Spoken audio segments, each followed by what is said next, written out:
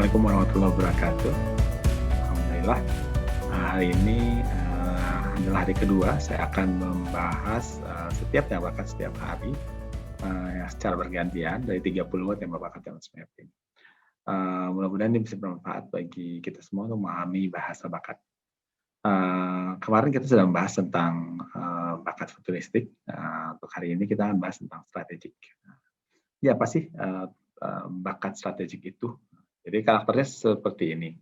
Strategik itu adalah orang yang mempunyai, apabila seorang itu punya kemampuan ya bakat strategik yang tinggi, maka dia itu akan mampu memilah-milah masalah yang ada dan menemukan jalan yang terbaik untuk solusinya. Jadi intinya dia punya kemampuan yang tinggi untuk mencari sesuatu yang terbaik. Makanya orang-orang strategik itu biasanya bisa mempunyai kemampuan untuk melakukan secara efektif. Ciri-cirinya apa strategi itu? Yaitu pertama, dia mampu menciptakan alternatif pilihan dari suatu permasalahan.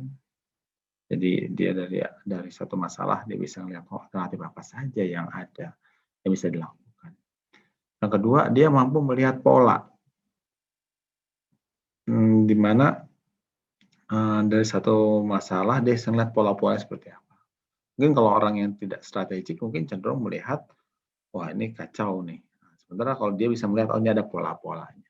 Nah, kemudian dengan orang strategik juga dengan kemampuan yang tinggi, dia dapat mengenali, oh dari pola-pola ini, maka apa masalah-masalah yang bisa muncul, dan kemudian bagaimana bisa mencari jalan terbaik.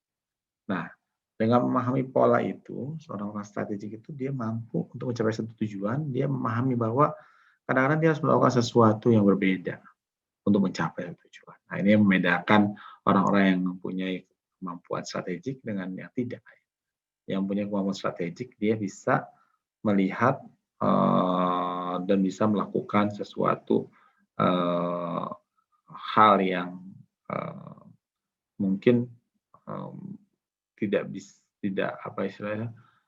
bisa langsung diketahui orang-orang yang tidak punya kemampuan. Nah, contohnya adalah tadi terkait dengan bagaimana orang-orang strategik ini dia bisa melihat pola itu. Sementara orang-orang yang tidak punya kemampuan untuk melakukan strategik itu memang biasanya dalam mengejar tujuan polos gitu, dalam arti langsung aja kayak nerobos sehingga akhirnya nabrak gitu. Sementara kalau orang strategik dia bisa mencari jalan lain. Gimana tujuannya bisa tercapai dengan baik, tapi dengan cara yang mungkin harus memahami pola-pola yang ada. Nah, ini yang membedakan. Bagaimana? Apakah Anda termasuk orang yang mempunyai bakat strategik? Nah, ini memang yang membedakan adalah bagaimana orang strategik itu yang bakat strateginya tinggi, dia sangat menyukai itu. Jadi apapun yang dia lakukan, dia akan menggunakan strategi. Walaupun itu sesuatu yang biasanya sederhana gitu ya, sesuatu yang sehari-hari. Misalnya ingin mendapatkan sesuatu, dia akan menggunakan strategi. Cenderung lebih suka menggunakan strategi. Sementara kalau yang kemampuan bakat strateginya rendah, itu biasanya mereka itu untuk hal yang besar saja kadang-kadang nggak terlalu pakai strategi dan harus diingatkan untuk menggunakan strategi. Nah, jadi itu yang membedakan ya. Kalau yang strategik itu cenderung hal yang kecil-kecil yang nggak butuh pun dia pakai strategi, apalagi yang besar gitu. Sementara kalau yang tidak punya bakat strategik biasanya cenderung untuk yang besar pun harus diingatkan untuk menggunakan strategi untuk tidak bolos gitu ya. Nah, itu yang membedakan.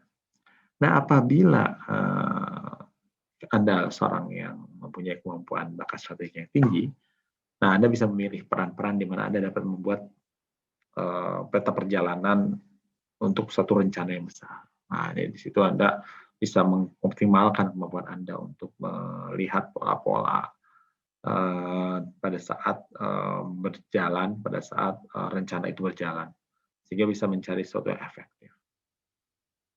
kemudian atau kita masuk dalam satu tim di mana kita mempunyai rencana yang besar untuk organisasi. Nah, sehingga kita bisa berkontribusi untuk memberi masukan tentang adanya pola-pola dan bagaimana kita mencapai tujuan dengan efektif.